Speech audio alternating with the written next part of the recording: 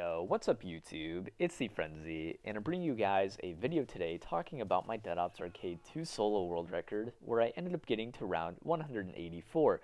Now, not only did I get the solo record for rounds, but I also got the solo record for points, along with a number of other rank 1 spots on the leaderboards. Those will be displayed on the screen right now if you guys want to look at those if you guys actually cared.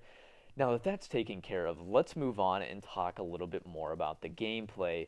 In this game, I took the Fortune and Fortitude upgraded. However, I highly recommend that if you are a novice player and you're watching this video, that you take the Furious Feat. The Furious Feat is a very easy fate to take as you move a lot faster than the zombies.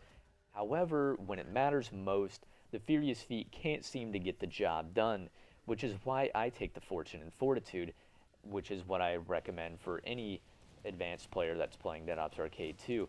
A lot of you guys might be wondering now, when does the game matter most? And well, I'm talking about rounds 161 through rounds 165, which is where you visit the Chinatown arena for the third time, which is, if you guys have played Dead Ops Arcade 2, a very bullshit difficult arena.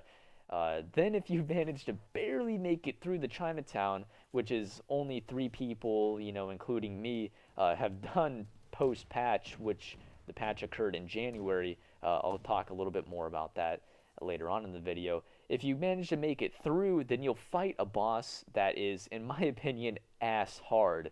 The Stone Guardian is very difficult, and he needs a nerf, in my opinion. His health is far too high in solo, and it took me like 12 minutes of non-stop shooting to defeat him, which is just insane because there's 3 meatballs surrounding the guy, and if you piss those off, then they'll go after you. And not only that, but you have zombies spawning in also, and you've got to shoot at a Stone Guardian boss, so you can't focus your fire on either the meatballs or the zombies only. You've got to be shooting at all 3 things constantly, plus the Stone Guardian, and it's just, oh my gosh, it's just ridiculous. He needs a nerf. And the only other person that has actually beaten the Stone Guardian in solo game overed about 10 seconds after that because he just barely scraped by out of that round and then, met his demise. And he said that he had a purple shotgun, so he definitely got very lucky going into that round because the purple shotgun took out over half of his health, meaning that, instead of having a 12-minute boss battle, he only had like a 4-minute boss battle or something like that. So, anyways, let's talk a little bit more about the gameplay and stuff like that, why don't we?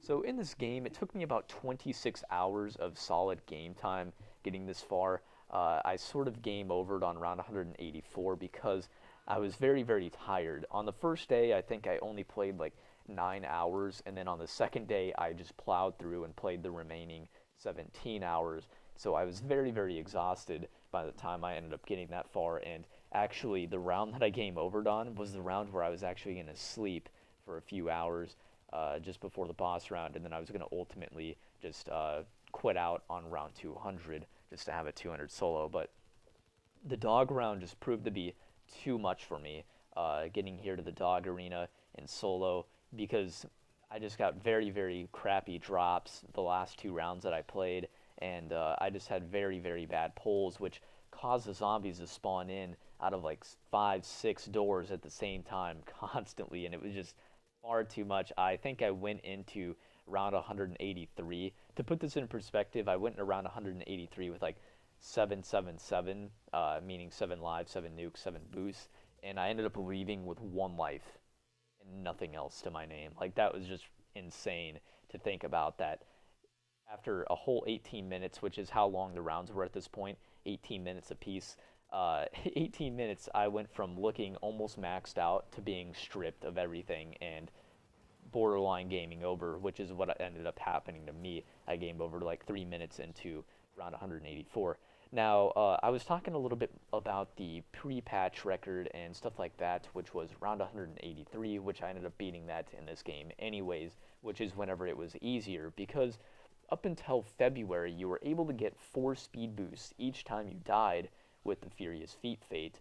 And what that means is each time you die, of course you get those 4 boosts, but that means that you have 4 chances at staying alive each time you die, which is not something that happens with any fate. And apparently it was a glitch. The guy didn't mean to do it on purpose, and it ended up getting patched.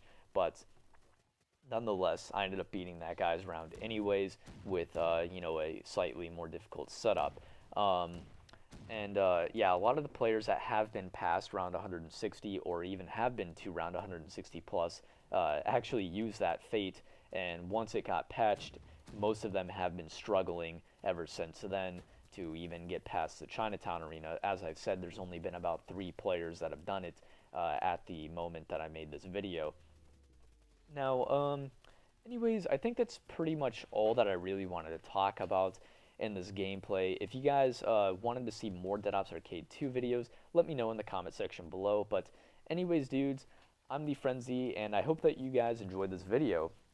Anyways, guys, I'm gonna just peace out, and I hope that you guys, really enjoy watching my videos, and I hope that maybe you guys want to see more of them. But yeah, guys, I'm the Frenzy. I'm out. Peace.